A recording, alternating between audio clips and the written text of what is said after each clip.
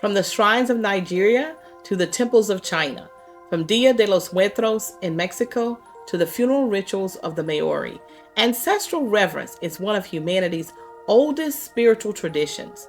Across the globe, people have always believed this, that the dead are not gone. They're with us, watching, guiding, protecting. Hey everyone, welcome back to Hot Grits and Haints. Today, we're peeling back the spiritual layers of African American life by exploring ancestral worship, not as superstition, but as soul. Ancestral worship is one of the oldest and most sacred practices of honoring and communing with those who have come before us, our bloodlines, our elders, our kin, whose bodies have all returned to the earth, but whose spirits remain very much alive.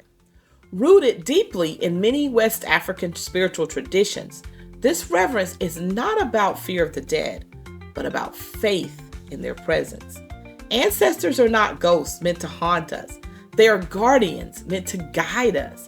The ancestors are called by many names across cultures such as the Yoruba, the Akan, the Igbo, and the Fon. And they are not distant or gone.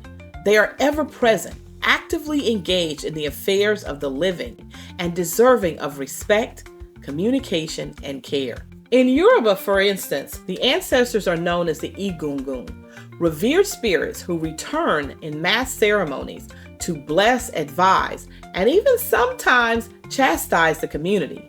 These appearances are not seen as performances, but as sacred acts of remembrance and connection.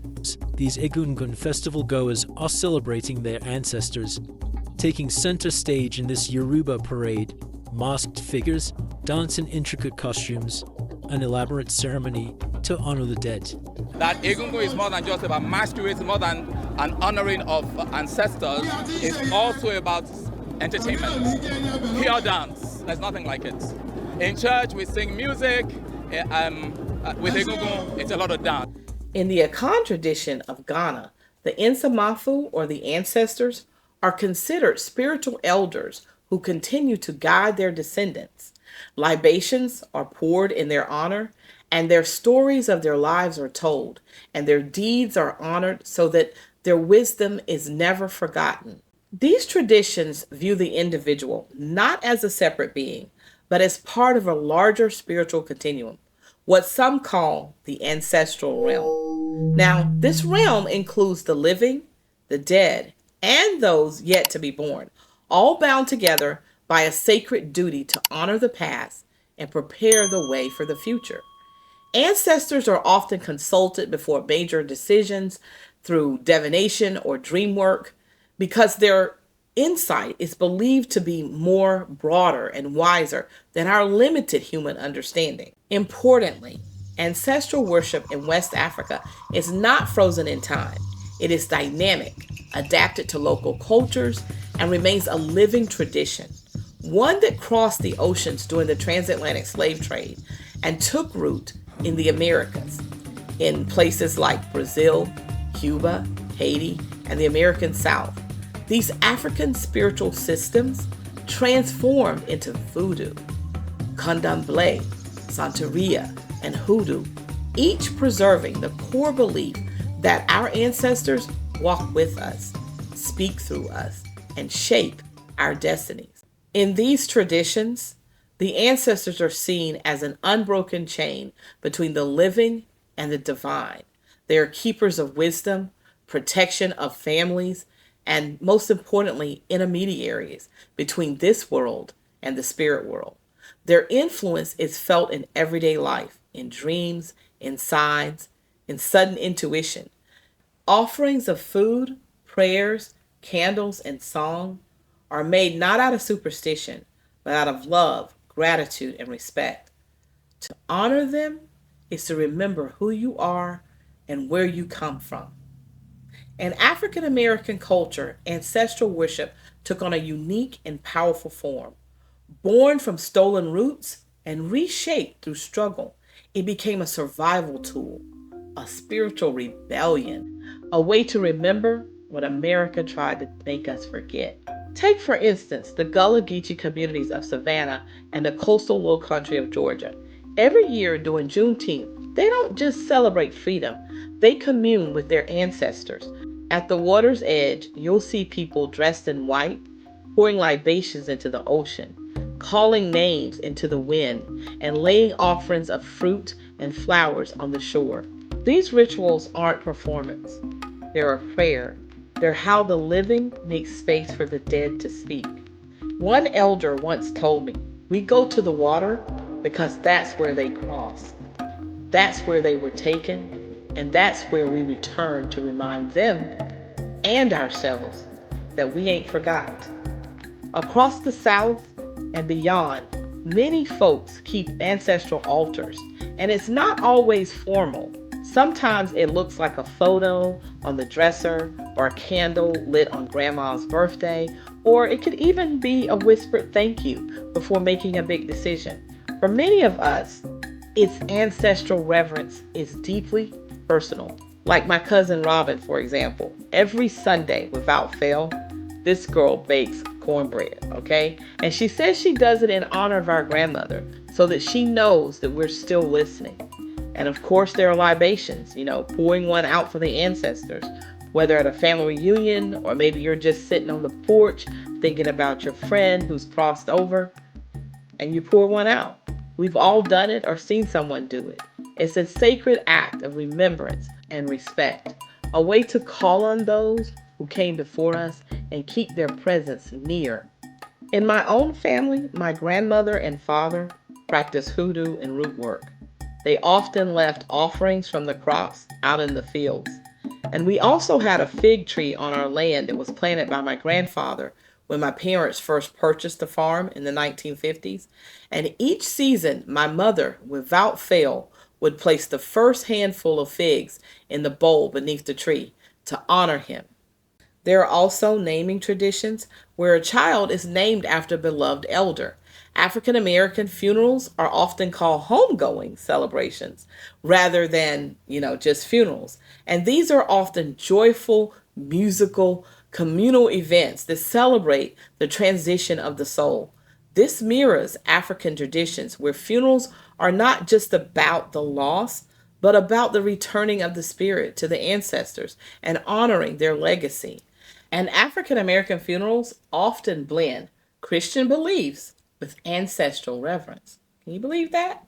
For example, calling on the cloud of witnesses from Hebrews 12:1 to describe ancestors watching over us closely resembles the traditional African views. The image of ancestors as saints in glory parallels how African cosmologies view the dead as elevated spiritual beings who offer guidance and protection.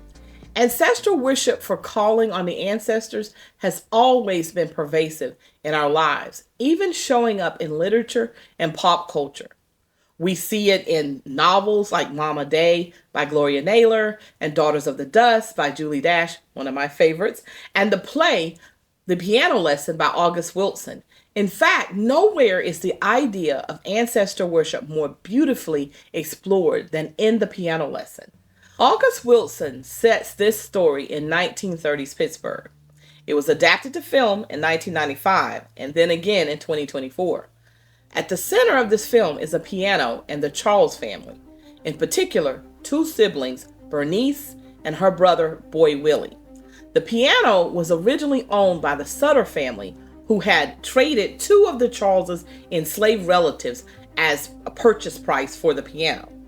Now, Berniece and Boy Willie's grandfather was asked by the Sutter man to carve the faces of the two traded slaves into the wood of the piano as a way to appease his wife over the loss of her two favored slaves.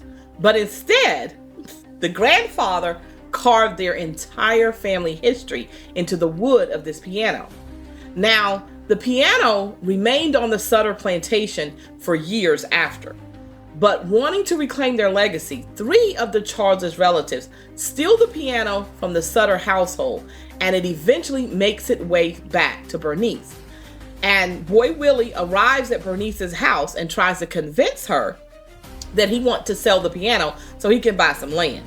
But she wants to hold on to it because to her, it's sacred. It's a piece of, it's not just a piece of furniture. It's their family's altar. It's a place where the faces of the people still live and speak. And selling it to her would be like selling her grandmother's prayers or selling her grandfather's pain. But boy Willie, he sees it differently. And he and Berniece go back and forth, arguing over this piano. Meanwhile, the ghost of Sutter is haunting the household. And they try everything to get rid of this ghost, right? But it's not until Berniece turns inward and calls on her ancestors for help, essentially invoking the strength, the wisdom, and the protection, that the haunting begins to lift. And by embracing the family's spiritual heritage and honoring the ancestors that are carved in the piano, she's able to access a deeper power and was therefore able to confront and soothe the restless spirit. And this moment shows how the Charleses family's connection to their ancestors isn't just symbolic, it's an active living force. The ancestors of the family heal wounds, and they restore relationships, and they bring balance to the living. And it's up to the living to recognize and respect this legacy. Bernice's call to the ancestors is a pivotal act of reclaiming spiritual authority and embracing her role as the keeper of the family's history. In African cosmology, there's a belief that you have to make peace with your ancestors. That includes reckoning with the pain they carried, the choices they made, and the sacrifices that they endured so that you and I could be here in this very moment. Now, the piano, it's like an altar. It's like the libations that we pour to honor and respect our ancestors. And until the family deals with what it represents and truly honors it, they can't move forward. So the piano lesson isn't just about music or memory. It's about the spirit world. It's about knocking on the door and asking to be remembered. Why does this matter today, you ask? Because African American culture continues to grapple with identity, trauma, and legacy. And in this struggle, the ancestors still speak through art, music, and protest and prayer. In a society that often encourages us to forget, ancestor worship asks us to remember radically, intentionally, and spiritually. August Wilson knew that, and the piano lesson is his offering to that tradition. To venerate our ancestors is to ground ourselves in identity, history, and purpose. It is to know that you are never alone, and that even when you stand in silence, you are standing in a crowd of those who prayed for your arrival. It is a bridge between the past and the present, a spiritual dialogue that connects generations, guiding the living through the wisdom and the love of those who came before us. So the next time you watch the piano lesson, ask yourself, what do I carry from my ancestors? What stories have I inherited? And what legacy will I leave behind? This is Hot Grits and Haints. And if you've ever felt a chill with no wind blowing, you already believe more than you know. See y'all next time. And remember, our ancestors are not gone. They're just on the other side.